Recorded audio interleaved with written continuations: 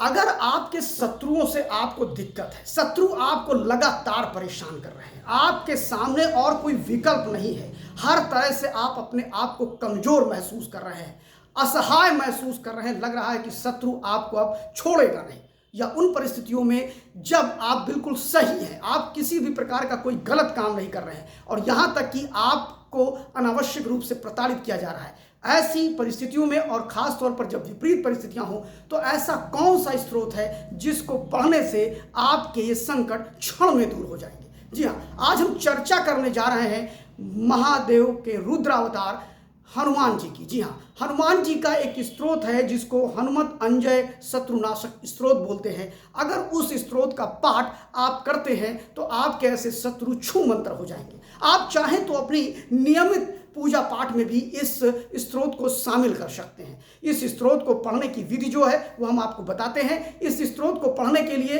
किसी भी मंगलवार और या शनिवार को आप चुन सकते हैं। अगर पीपल के वृक्ष के नीचे जहां हनुमान जी की मूर्ति स्थापित हो, अगर वहां पर बैठ करके आप पढ़ते हैं तो इसका कई गुना फल प्राप्त होता है। और अगर आप में थोड़ा भी धैर्य है, साहस है, तो आप इसका 108 पाठ करने के बाद उस शत्रु के निमित्त अगर आप करते हैं और अनावृत बिना किसी कारण के भी अगर करते हैं तो भी शत्रु आपके आसपास नहीं आएंगे। एक बार इस स्त्रोत का पाठ करिए और उसके बाद देखिए आपके शत्रु भागते नजर आएंगे।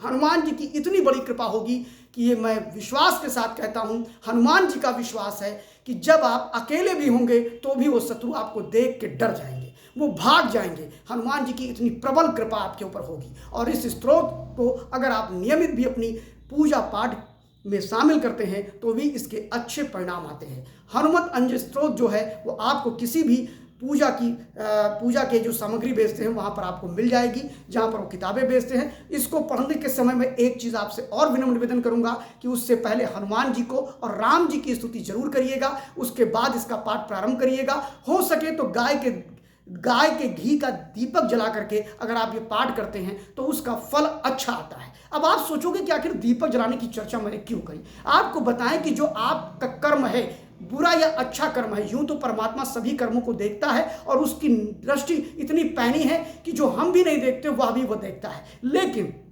हमारा साक्षी कौन है? हमने ये पूजा पाठ किया है, उसमें जब दीपक जलता है तो यह परमात्मा के लिए, परमात्मा को हमारे साक्ष्य के रूप में होता है। अक्सर देखते हैं अग्नि के आसपास ही फेरे लगा करके हम विवाह भी करते हैं। फिलहाल अगर आप गाय के घी का दीपक जला करके शत्रु अंजय हनुमत स्तोत्र अगर पढ़ते हैं तो उसका आपको प्रचंड लाभ होगा और आपके शत्रु आपके आसपास नजर नहीं आएंगे। किसी भी प्रकार के अगर शत्रु होंगे, चाहे वो व्यावसायिक शत्रु होंगे, चाहे वो आपके पॉलिटिकल शत्रु होंगे, चाहे वो आपके नौकरी पेशे में शत्रु होंगे, चाहे कोई आपके प्रति कितनी भी बुरी मनसा रखता होगा, उसको उसका परिणाम भुगतना पड़ेगा। जी हाँ, हर हर महादेव और भगवान हनुमान की कृपा आप पर प्राप्त होगी। ओम श्री हनुमते नमः। और भगवान श्री रामचंद्र जी की भी कृपा आपको प्रबल रूप से प्राप्त होगी।